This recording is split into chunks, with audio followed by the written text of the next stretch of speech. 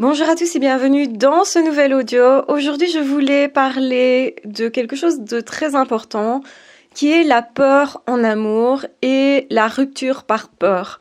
Ça veut dire quoi? Ça veut dire qu'il y a beaucoup de personnes qui vont rompre parce qu'ils ont peur finalement de s'épanouir dans l'amour, dans le couple, etc. Et aussi parce qu'ils ont peur d'affronter leur propre peur. Parce que oui, l'amour, c'est travailler sur soi. Parce que oui, l'amour, parfois, ça fait peur. Et parce que oui, souvent, on rencontre bien des peurs, notamment celle de se faire quitter, de se faire tromper, ou justement de faire confiance. On peut avoir peur aussi de s'épanouir. Finalement, peur parce qu'on croit qu'on n'a pas droit à l'amour. Et donc, du coup, il y a plein de personnes comme ça qui vont rompre ou éviter des relations, de se mettre en situation justement d'aller plus avant dans la relation parce qu'ils rencontrent leurs peurs, notamment des peurs de l'engagement, qui sont assez fréquents. On connaît le gros cliché du monsieur qui se sauve avant justement d'épouser la personne. On peut effectivement se dire que peut-être on a du mal avec le fait de prendre des grandes décisions et de passer un cap. On peut avoir des peurs justement, peur de ne plus avoir la vie qu'on avait, peur de se sentir peut-être pris au piège, peur de ne pas pouvoir s'épanouir, de ne pas pouvoir être tout seul. Il peut y avoir plein de peurs en fait. Alors qu'en réalité, ces peurs-là, elles arrivent dans tout couple et elles demandent à être dépassées et qu'avoir du courage, c'est certes commencer par dépasser ces peurs. Et on n'arrive pas à être en couple, on se prive parfois du couple parce qu'on n'arrive pas à dépasser certaines de ces peurs. Donc une personne qui souhaite être en amour avec quelqu'un doit commencer par travailler sur ses peurs quand elle est toute seule, en fait. Donc c'est-à-dire que c'est se dépasser, par exemple, par rapport à la solitude. Est-ce que vous avez, oui ou non, peur de la solitude? Est-ce que vous avez vraiment envie d'être tout seul? Qu'avez-vous comme tendance quand vous êtes en couple? Est-ce que vous prenez trop soin de l'autre? Est-ce que vous avez tendance à vous raccrocher très fort à l'autre? Est-ce que vous avez au contraire besoin de prendre de la distance beaucoup? Donc il y a beaucoup de choses comme ça qui peuvent se jouer dans la relation et forcément l'autre va vous remettre devant vos peurs, inévitablement. Donc quand vous commencez une histoire, ne vous attendez pas à autre chose qu'à devoir affronter vos peurs. Et posez-vous la question, est-ce que je suis prêt pour ça?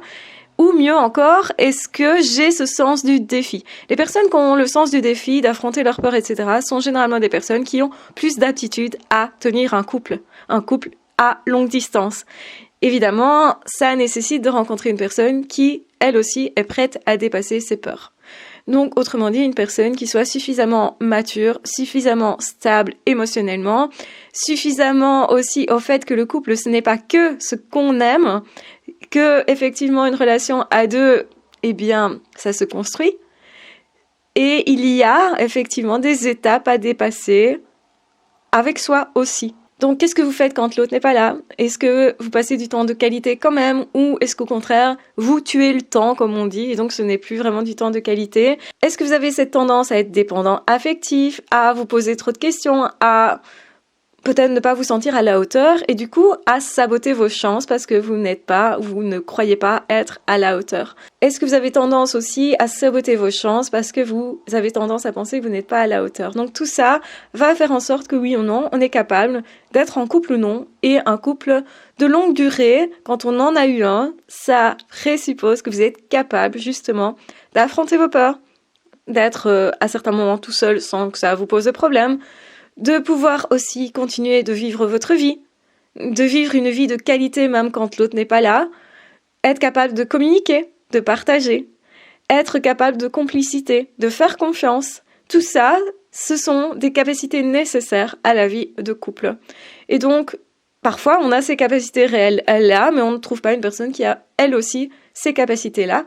Et pour que ça fonctionne, il faut deux personnes qui, dans tous les cas, sont des personnes prêtes à se remettre en question, prêtes à travailler sur elles, prêtes aussi à gérer leurs émotions et à devenir de plus en plus justement au fait de leurs émotions. Donc autrement dit, on doit être capable de conscientiser les choses, de prendre conscience, de prendre du recul, d'avancer et d'être vraiment soi en relation, de dire aussi les choses parfois désagréables et comprendre surtout que l'autre ne sera pas exactement ce qu'on veut.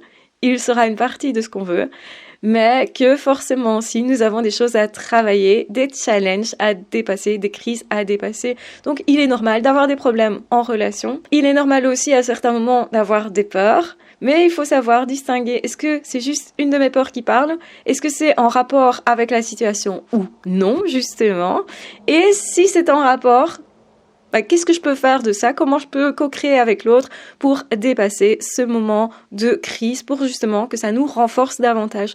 Parce qu'un couple qui s'aime vraiment, je pense que c'est un couple qui a cette capacité d'avoir dépassé des crises, d'avoir affronté ses démons intérieurs aussi et d'avoir pu communiquer tout le long pour justement pouvoir sublimer la chose. Il n'y a rien de plus beau qu'un couple qui sait communiquer, qui sait avancer avec les peurs de l'autre et qui sait aussi avancer avec ses propres peurs. Donc voilà, je vous embrasse bien fort, je vous aime très fort, prenez bien soin de vous et de toute façon on se retrouvera très vite dans d'autres audios ou dans d'autres vidéos.